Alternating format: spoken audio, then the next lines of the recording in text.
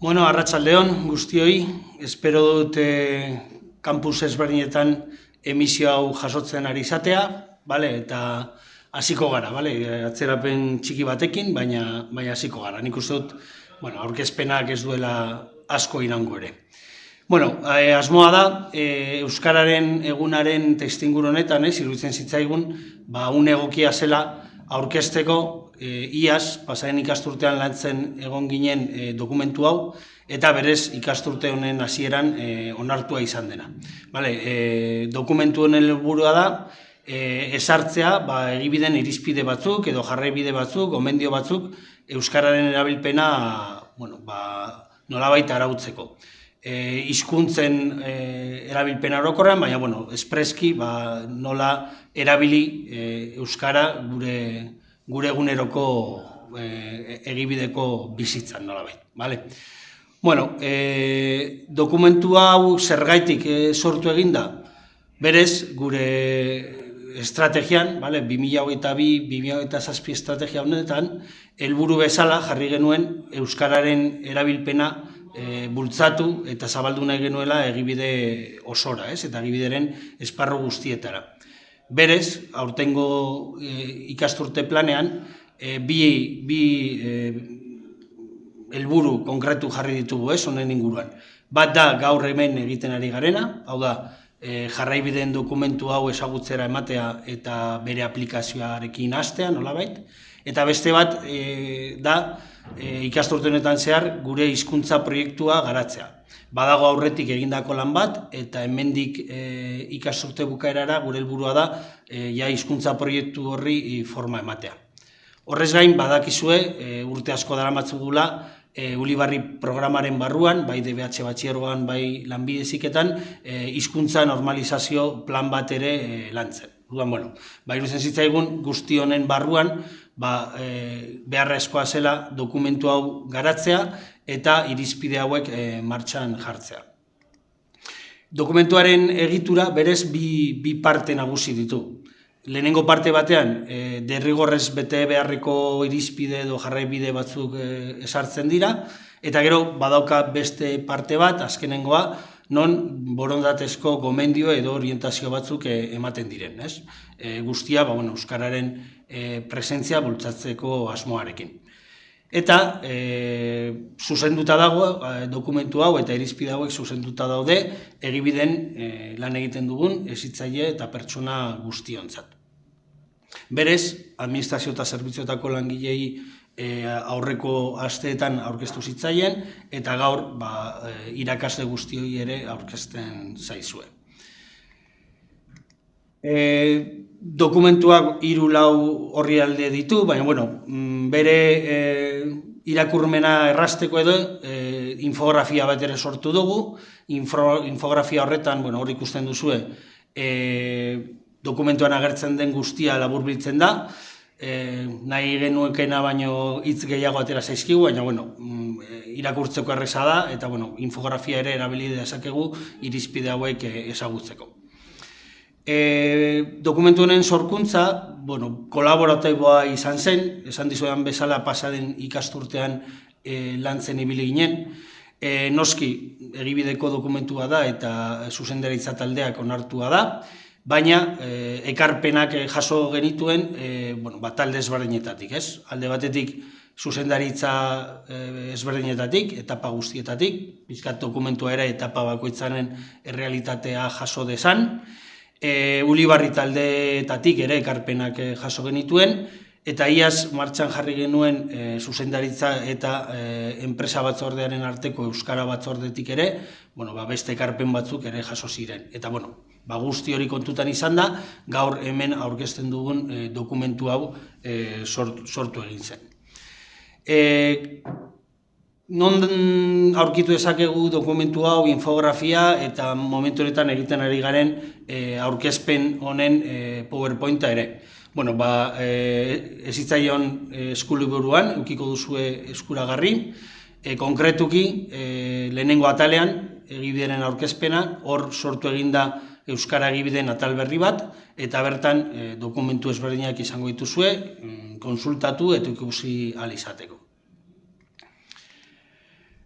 Dokumentuak 4 esparru ditu, hau ez dut asko azalduko, berez datozen diapositibetan jorratuko dugu agertzen dena. Lehenengo 3 dira jarritako irizpideak, bai ahozko komunikazioari dagokienez, bai idatzizko komunikazioa eta baita errotulazioa eta hizkuntza paisaiari buruz. Eta 4. komentatu dugun bezala, gomendioak eta orientazioak, horiek borondatezkoak. Eta hasiko gara pixkat esparru bakoitza garatzen, modu sume batean bada ere. Ahozko komunikazioari buruz, edo ahozko komunikazioari dagokienez, berez da, momentu oro, momentu guztietan erabiltzen dugun komunikazioa, hor banatu dugu kanpoko pertsonekin daukagun komunikazioa eta barruko egibideko pertsonen artean dugun komunikazioa, bi atal horiek. Kanpoko pertsonekin, arlo garrantzitsu bada, publikoari egiten diogun arreta. Egia da hor, batez ere administrazio eta zerbitzuetako pertsonak, egoten direla batez ere publikoari begira, baina gu irakasle eta tutore bezala ere egiten dugu, familiekin eta kanpoko jendearekin arreta hori ere. Hor, 3 irizpide jarri dira. Alde batetik, arretaguneetan kartelak jarriko dira, nahi baduzu euskaraz edo jendeari euskaraz hitz egitera gonbidatuz. Beti ere, lehen hitza euskaraz esatea eskatzen da, datorren pertsonari ere euskaraz aritzeko erraztasuna emateko, orduan, kaixo egunon edo telefonoz egunon egibide edo horrelako espresioekin, eta beti ere saiatu behar gara euskarazko arreta hori bermatzen, Gertatu daiteke, arreta ematen duen pertsona euskalduna izatea eta zuzenean euskaraz aritzea, ez badaki euskaraz, egin beharko lukena da bilatu pertsona bat arreta hori euskaraz eman alduena, eta hori momentu horretan posiblez balitz, eta pertsonak euskaraz hitz egin nahiko balu, bilatuko genuke beste momentu batean, modua euskalduna den norbaitek arreta hori eman alizateko. Baina azken finean, euskarazko arreta hori bermatzea. Ekitaldi eta bilera orokorretan, familiekin, enpresekin edo beste kanpoko pertsonekin egiten ditugun bilera edo ekitaldi horietan, gutxienez bermatuko dugu sarrera eta bukaera, amaiera euskaraz egiten direla, eta bestela ere, beti saiatuko gara bi hizkuntzen arteko erlazio edo presentzia orekatu bat bilatzen. Adibidez, ahozko komunikazioa gazteleraz egiten badugu, erabiltzen dugun aurkezpena euskaraz jarriko dugu, euskarriak euskaraz erabiliz. Eta gero, bukaeran egiten den galdera txanda horretan, euskaraz egiteko aukera ere emango dugu. Eta horretarako saiatu beharko dugu, euskaraz aritu daiteke norbait ere egotea.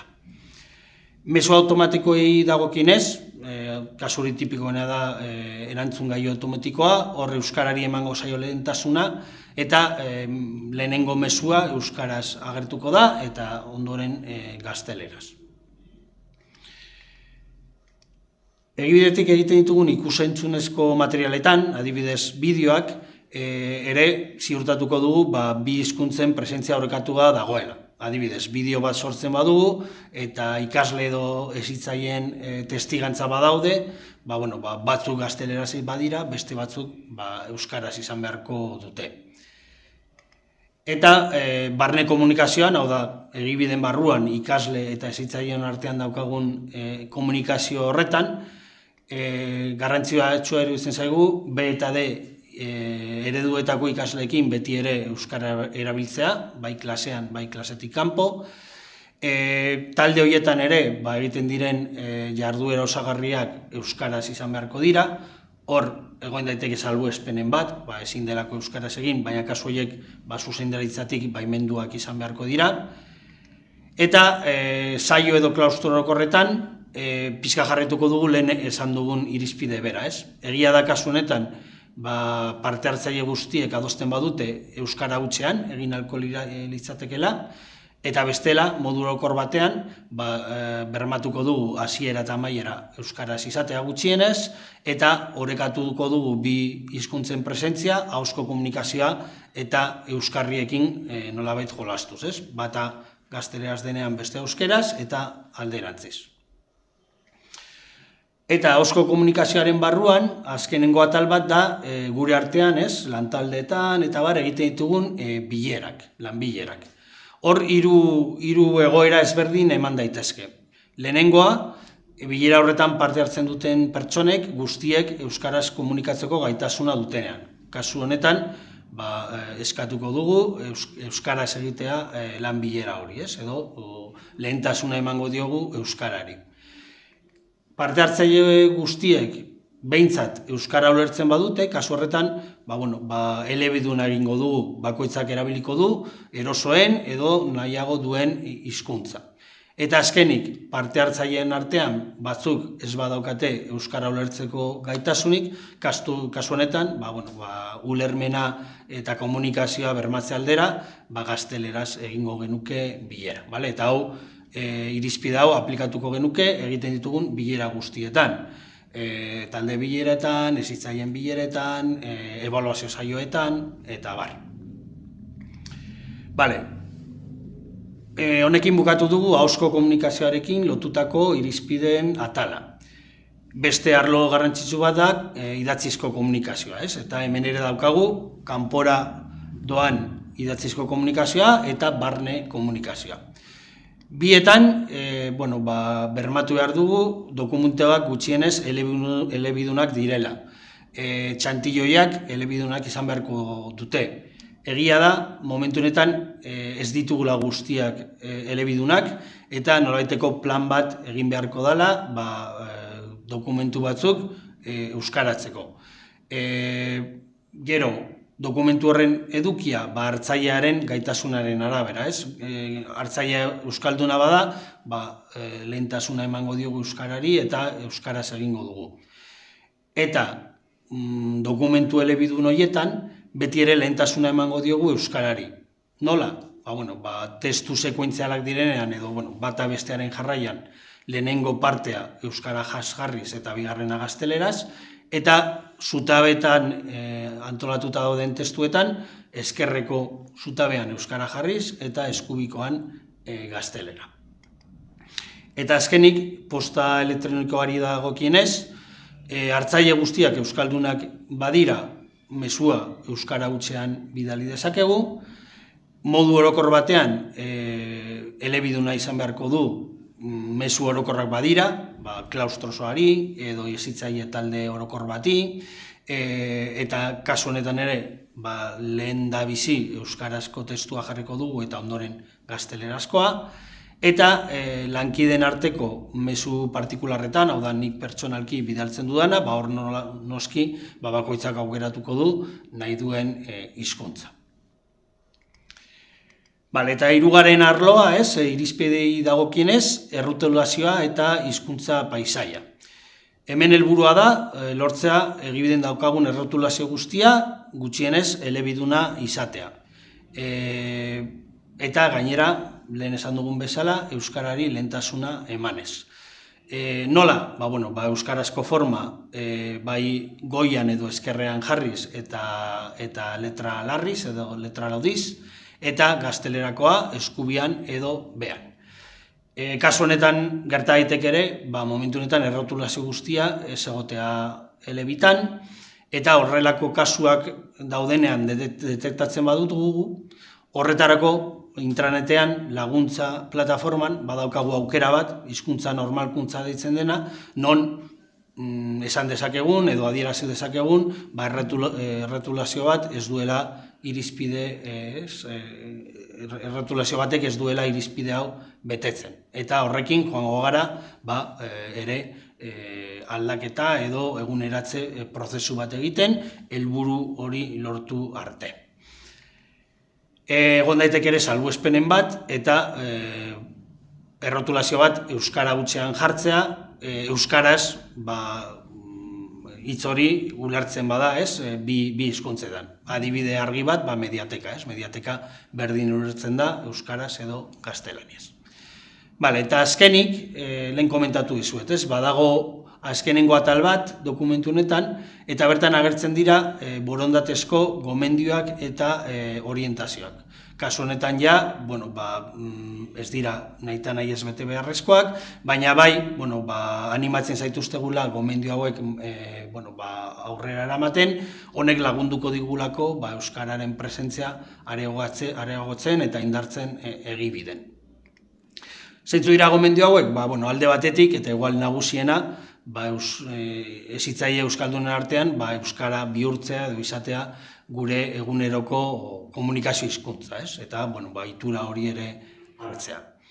Lehen esan dugu, BD ereduko ikasleekin euskaraz egin behar dugu, baina A ereduko ikasleekin ere, bai klasean, bai klasetik kanpo, erabili dezakegu ere euskara. Nolabait ere, konturatu daitezen, hemen ez, bi hizkuntza ofizial daudela eta euskerak badaukala ere bere lekua eta bere garrantzia. Etapa ezberdinetan egiten ditugun ate irekietan, gomendatzen da ere, horietako bat behintzat euskaraz egitea, ez, euskara hutsean. Familiak edo ikasle euskaldunak, ate ireki horietan hartu ahal izateko. Eta dokumentazioari dagokienez, egiten ditugun dokumentu berrietan, euskaratu beharrean edo itzuli beharrean, egin dezakeguna da ere, hasieratik euskara sortzea, ez? Eta horrek egingo du ere, dokumentu horren euskara egokiagoa izatea, itzulpen bat baino.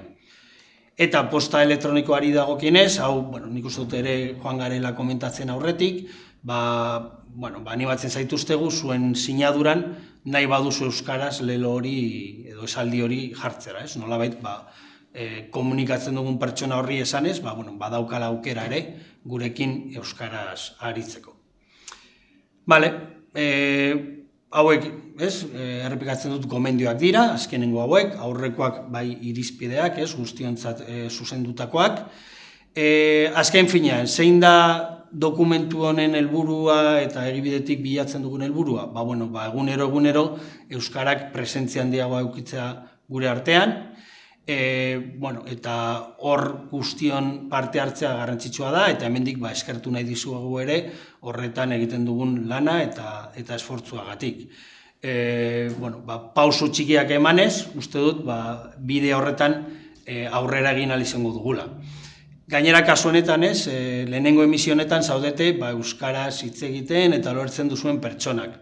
Eta, emanaldi hau pixkat, segurenek guztiok ezagutuko duzuen esaldi batekin bukatu nahiko nuke, ez? Josan Artzek nahiko ezaguna egin duen esaldi hori, gogoratuz euskara ez dela galduko, ez dakitenek ikasten ez dutelako, baizik eta hemen gaudenok euskaraz aritzeko gaitasuna daukagunok erabiltzen ez dugulako. Hortik, animatu euskara erabiltzera, eta ni ere animatzen zaituztet, hezitzaien eskuliburuan daukagun dokumentua eta infografia lasaiago begiratzera, orain egin dugun azalpen edo aurkezpen azkar honetan eman dizuegu klabe nagusienak, dokumentua eskuragarri duzue, irakurri lasai, infografian lapurpentxo bat ere badokazue errazagoa dena irakurtzeko eta begiratzeko, eta ea guztion artean pausu horiek ematen goazen, eta hor agertzen den bezala, egunero egibide apur bat euskaldunago egiten lortzen dugun. Nire aldetik besterik ez, eskerrik asko, ondo bukatu euskararen nazioarteko egun hau, eta ondo bukatu arratsaldean. Ondo izan.